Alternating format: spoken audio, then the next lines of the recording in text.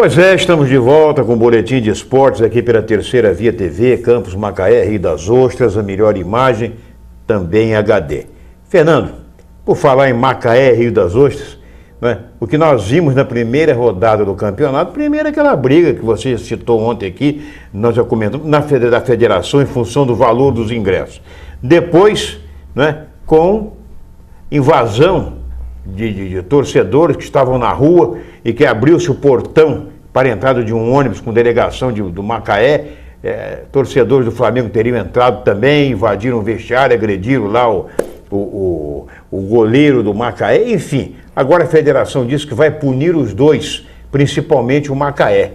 Será que porque o Macaé teve mais lucro no jogo, vai ter dinheiro para pagar alguma multa? O problema não é esse, o problema é que a federação destaca que o Macaé teria que ter colocado um número maior de segurança, e há ali um problema, porque muitas famílias de jogadores queriam entrar pelo vestiário do Macaé para ter acesso às arquibancadas.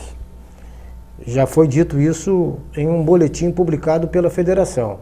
A agressão ao Ricardo Berna aconteceu apenas porque alguns torcedores o reconheceram, já que ele teve passagem pelo Fluminense. Pelo Fluminense. O que não justifica foi o roubo de chuteiras, de uniforme, e isso criou um certo transtorno para o Macaé, porque teve que se virar para poder se reorganizar para entrar em campo.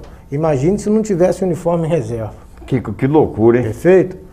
Então, o que a federação inicialmente alega é que o Macaé não pediu policiamento para cobrir a parte externa daquele setor e botou apenas um segurança que ficou esperando ali os jogadores.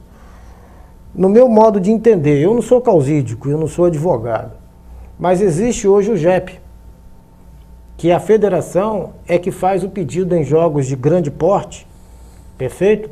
Para dar cobertura à parte externa do estádio. Como seria um reforço? E o próprio mandante. O mandante apenas solicita o efetivo da Polícia Militar. O JEP é um trabalho específico solicitado pela federação. Uhum. Cadê o JEP? Espera-se ter um confronto para você agir? E cadê a medida preventiva? Exatamente. O Macaé pode até ter errado pelo fato de ter colocado apenas um segurança. Mas imagine também se esse único segurança desse um tiro para o alto, desse um tiro de advertência. Toda a mídia ia cair de pau em cima dele. O tumulto, imagina. A medida preventiva não é essa. Primeiro, tem que haver uma ação mais enérgica para punir esses vândalos quando essas infrações acontecerem. Seja no estádio Cláudio Moacir, seja no Ari de Oliveira e Souza aqui em Campos. Eu não estou fazendo nenhuma diferença com relação à primeira e segunda divisão. Eu estou falando que Praça de Esportes não é campo de batalha. Então, teve muita gente que entrou em desespero porque as famílias de alguns jogadores ficaram desesperadas. Estavam presentes. Porque não sabiam o que estava acontecendo lá dentro. Principalmente quando viu, né, o queixo do goleiro sangrando. E imaginou-se que algo, né, pior estivesse acontecendo ali. A ação foi muito demorada com relação ao fato de você recuperar o que foi roubado, de você prender os infratores. A federação ela só argumenta com relação a isso. Fora isso não, porque as imagens caracterizam que ali os torcedores estavam vestidos com a camisa do Flamengo. Não estamos aqui acusando ninguém, porque de repente pode ter ali torcedores de outros clubes vestidos com a camisa do Flamengo. Mas isso não interessa. O que interessa é que você tem que manter a ordem. E só se mantém a ordem punindo. O retrato da impunidade hoje no país reflete também no futebol. No futebol. É a pura verdade.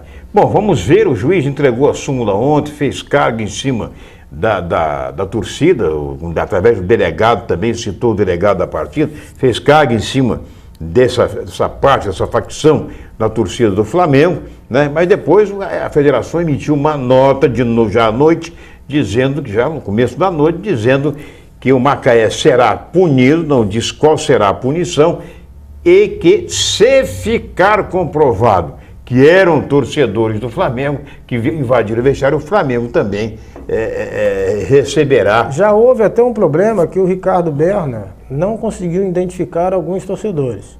A gente até entende que pelo lado emocional e até pelo fato de ter sido recente, né, há um bloqueio que o cara fica meio perdido.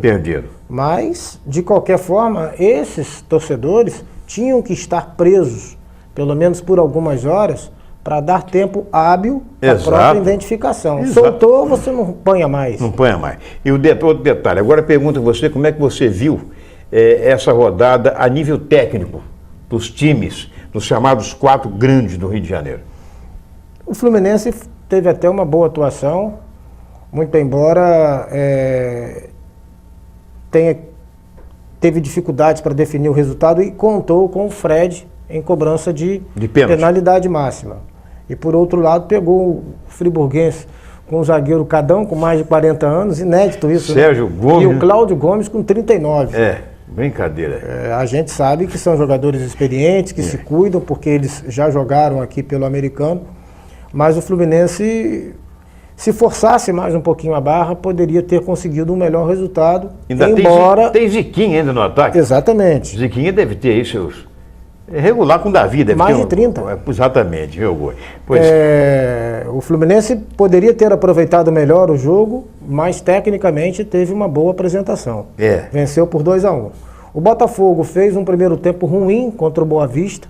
No segundo tempo se redimiu. Foi um time que ousou mais na parte ofensiva e venceu por 1-0.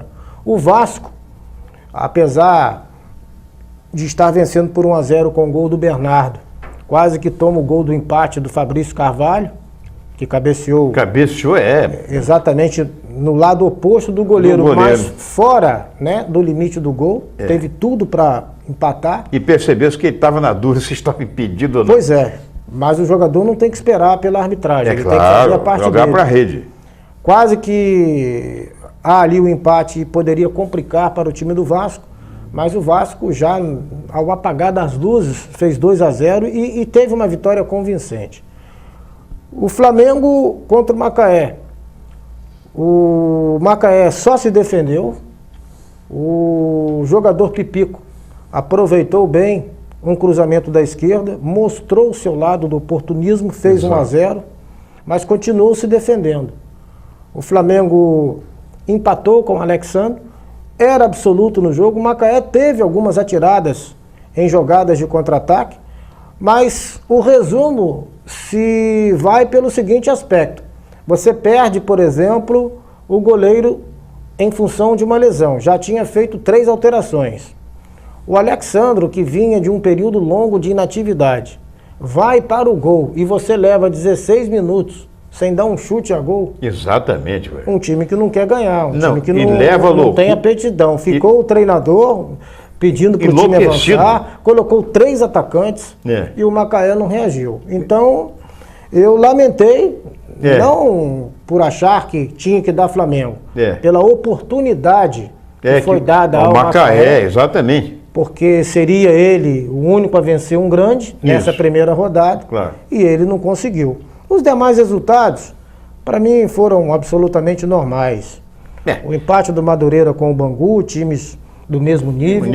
Resende venceu o Bom Sucesso por 1-0. O Bom Sucesso eu vejo como um time muito fraco. O Volta Redonda venceu o Barra Mansa. Num clássico também, da região sul-fluminense. E o Tigres empatou com o Nova Iguaçu em 1-1.